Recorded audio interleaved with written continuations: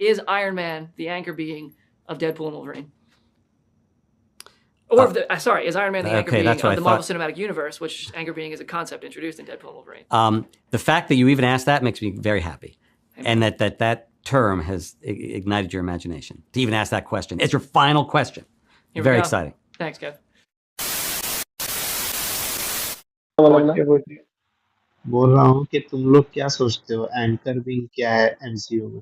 ठीक है, anchor wing का कॉन्सेप्ट क्या है? मतलब सवाल ही आपका गलत है।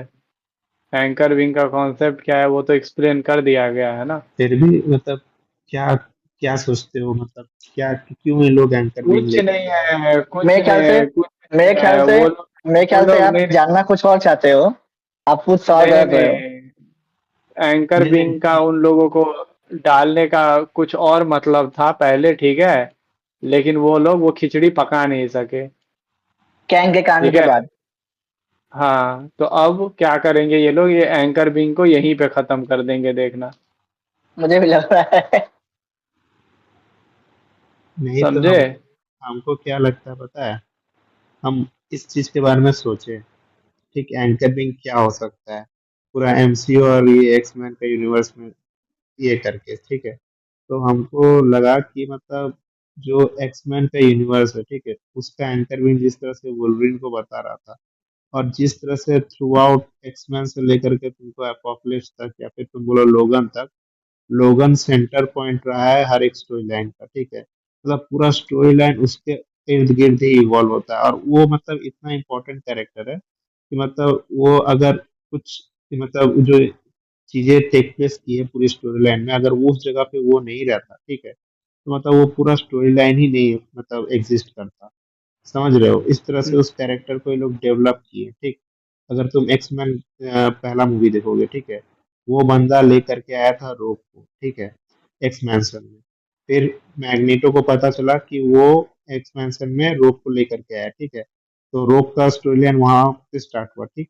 फिर जिस तरह से ये फिनिक्स डार्क फिनिक्स पे गया और डार्क फिनिक्स को वो खत्म किया, ये पूरा यूनिवर्स एक तरह से कंप्लीटली खत्म हो सकता था डार्क फिनिक्स के कारण, ठीक है। लेकिन क्योंकि वो उस पॉइंट में प्रेजेंट था, क्योंकि वो उस पॉइंट में प्रेजेंट था, तो वो किसी तरह इंस्टिगेट किया है कुछ एक्शंस को, और किसी तरह से वो इंस्टिगेट किया है कुछ मतलब सिनेरियो जो हो सकता था उस जगह पे और नहीं भी हो सकता था, ठीक है। और उसका प्रेजेंस के कारण बहुत बड़ा एपोकलिप्स मतलब जो था वो भी खत्म हो गया था। तो ये सारी चीजें देख करके हमको लगता है कि एमसीयू का जो एंकर बिंग होगा वो पक्का आयरन मैन ही होगा। पता नहीं भाई, देखो कंफ्यूजिंग हो गया ये तो, बहुत ज्यादा खिचड़ी पक गया ये तो। वो लोग पका के रखे हैं खिचड़ी।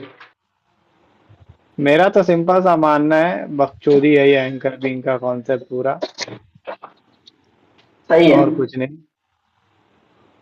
बिना इसके ही एमसीयू बहुत अच्छा था, जब से ये एंकर बिंग आया है तब से बहनचोद बकचोदी एंकर हो विंग रहा है बस। एंकर विंग को तुम ऐसे देखो ना कि मतलब मान लो कि एक मतलब एक धारा है, ठीक है, पानी का धारा है जो बह रहा है, ठीक है, बीच में पत्थर आ जाता है, लेकिन फिर भी वो धारा बह रहा है, और उसके कारण हो सकता है कि कुछ पानी रुक भी जाए, कुछ पानी नहीं भी रुके, ठीक है। मतलब पूरा फ्लो को वो एक तरह से बचा करके या फिर रोकने की कोशिश कर रहा है, ठीक है। अब मान लो कि वो हट जाता है तो पूरा जो वो जो पानी वो रोक करके रखा है, वो पूरा एक तरह से बह जाएगा, और जिसके कारण मतलब हो सकता है कि आगे सामने वाला जहाँ जहाँ पे पानी नहीं पहुंच रहा है उसका सामने हो सकता है कि वो बाढ़ बाढ़ का कंडीशन भी आ जाए, या फिर वो टोटली खत्म हो जाए।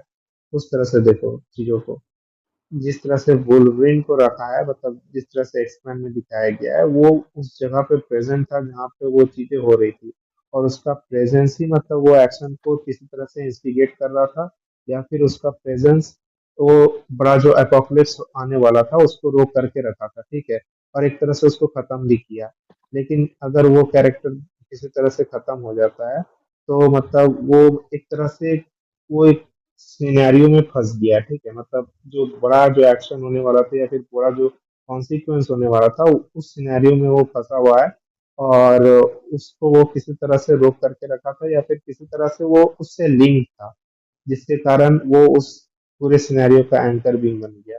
और उसी तरह से आयरन मैन का कैरेक्टर भी है। अगर आयरन मैन को अगर एमसीयू में वो पहले इंट्रोड्यूस नहीं होता तो एवेंजर इनिशिएटिव नहीं लिया जाता, ठीक है। अगर एवेंजर का स्टोरी लाइन नहीं होता तो वहाँ पे जो जो मिसाइल लेकर के वो गया था, मतलब एक तरह से ये टोटल अगर देखा जाए तो पूरा जो एवेंजर या फिर इससे पहले का अगर आयरन मैन नहीं रहता या कोई कैरेक्टर नहीं रहता तो पूरा खत्म ही था। लेकिन क्योंकि वो कैरेक्टर प्रेजेंट था तो वो चीज जो सिनेरियो जो टोटली खत्म होने वाला था एक टाइम पे, वो धीरे धीरे करके मतलब वो आगे बढ़ते गया। लेकिन क्योंकि अब वो उस जगह से एब्सेंस हो चुका है, तो अब जो कैलेमिटी जो बोलते हैं, जो तबाही बोलते हैं, वो अब धीरे धीरे उसके पास जाएगा और उस यूनिवर्स को खत्म करने की कोशिश करेगा। मतलब उसका प्रेजेंस किसी तरह से उस चीज को रोक करके रखा था या फिर उस चीज को होने नहीं दे रहा था, या फिर वो उसको धीरे करके रखा था, ये कह सकते हैं। हाँ, अच्छा, देखते हैं इंतजार करके। रूसो ब्रदर्स आ ही गए हैं, जो कर दे मालिक अब।